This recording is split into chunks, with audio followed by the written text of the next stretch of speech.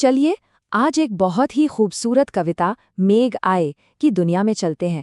ये सर्वेश्वर दयाल सक्सेना जी ने लिखी है और इसमें पता है क्या खास है।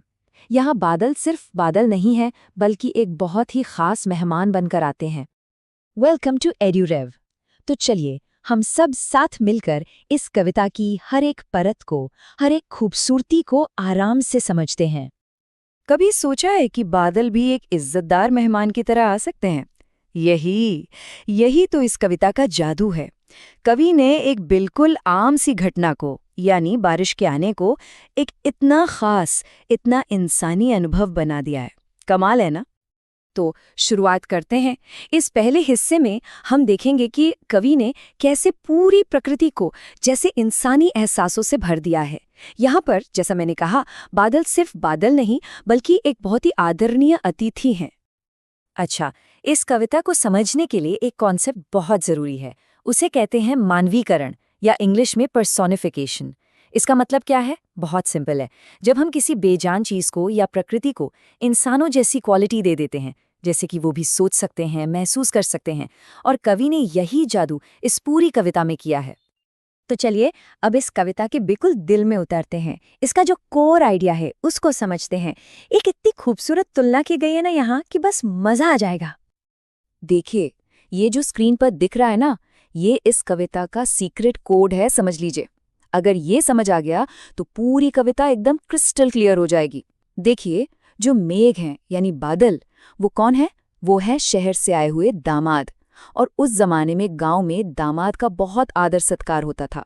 और बाकी चीजें, हवा, पेड़, नदी, ये सब गांव वाले हैं जो उनके स्वागत में लगे हैं।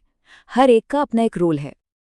तो अब स्टेज बिल्कुल सेट है। हमारे मेहमान यानी कि मेघ आने वाले हैं। चलिए देखते हैं कि उनकी ग्रैंड एंट्री कैसे होती है। ध्यान से सुनिए इन लाइन्स को।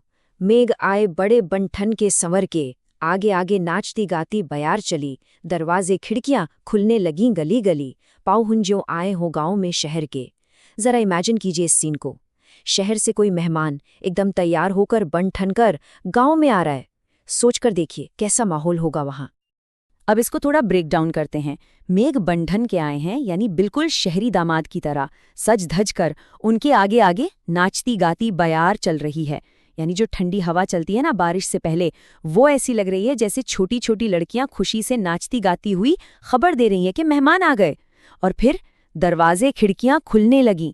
ये कौन है? ये हैं गांव वाले, जो उत्सुकता से, एक्साइटमेंट से अपने घरों से झांक कर देख रहे हैं।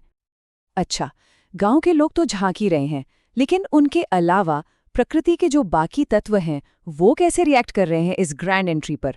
आगे देखते हैं। देखिए, यहाँ पेड़ झुक झांकने लगे। ये पेड़ ऐसे लग रहे हैं जैसे गांव के लोग अपनी गर्दन ऊंची करके देखने की कोशिश कर रहे हों।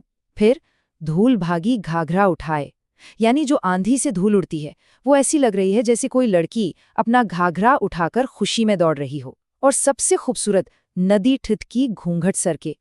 नदी वो एक पल के लिए रुक जाती है, ठिठक जाती है, जैसे कोई गांव की औरत मेहमान को देखकर शर्मा जाती है और अपना घूंघट सरका लेती है।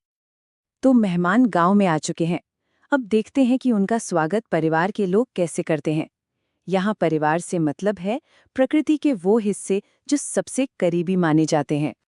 सुनिएगा, बूढ़े पीपल ने आगे बढ़कर जुहार की, बरस बाद सुधी लीन्ही, बोली अकुलाई लता ओठो की वार की, हरसाया ताल लाया पानी परात भर के। यहाँ पर एक बहुत ही प्यारा फैमिली वेलकम दिखाया गया है। हर एक चीज का एक मतलब है। देखिए, बूढ़े पीपल ने आगे बढ़कर जुहार की यानी नमस्ते किया। ये कौन है? ये गांव के सबसे बुजुर्ग हैं, एल्डर हैं। फिर अकुलाई लता यानी बेचैन बेल, जो दरवाजे के पीछे से कह रही है, बरस बाद सुधी लीनी, 1 साल बाद मेरी याद आई। ये कौन है? ये दामाद की पत्नी है जो थोड़ा शिकायत भी कर रही है लेकिन प्यार से। और आखिर में हरसाया ताल यानी खुश तालाब, परात भरकर पानी लाया है। ये एक बहुत ही पुरानी परंपरा है मेहमान के पांव धोने की। तो देखिए, पूरा परिवार स्वागत में लगा है। और अब हम आते हैं इस कविता के इमोशनल क्लाइमैक्स पर। वो पल जहां सारे संदेह, सारे भ्रम खत्म हो जाते हैं और जिसका इतने वक्त से इंतजार था, वो मिलन आखिरकार होता है।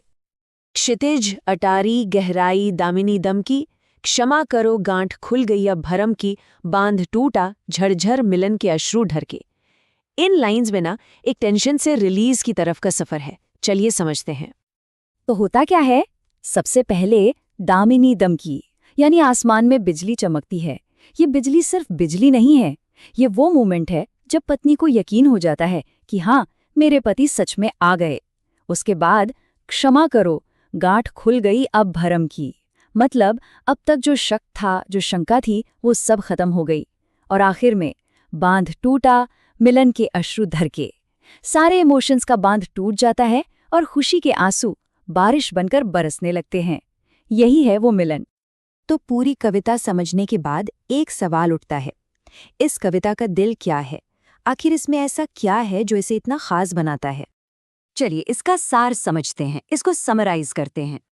तो देखिए, सबसे पहली बात तो ये है कि ये कविता प्रकृति और इंसान के बीच एक पुल बनाती है। ये दिखाती है कि प्रकृति के एहसास भी हमारे एहसासों जैसे ही होते हैं। दूसरी बात, मानवीकरण का इतना बेहतरीन इस्तेमाल किया गया है कि मॉनसून का आना एक पूरी कहानी बन जाता है। तीसरी बात, ये कविता इंतजार के बाद मिलने वाली खुशी को सेलिब्रेट करती है। और आखिर में ये हमें गाँव की संस्कृति, वहाँ के रिश्तों और मेहमान नवाजी की एक बहुत ही सुंदर झलक देती है। तो ये थी मेघ आए की खूबसूरत दुनिया। अगर इसी तरह लिटरेचर और दूसरे सब्जेक्ट्स को और गहराई से समझना चाहते हैं तो एड्यूरेव ऐप ज़रूर देखिएगा। ये आपको प्ले स्टोर और iOS ऐप स्टोर दोनों पर मिल जाएगी। अगली बार मिलेंगे। धन्यवाद।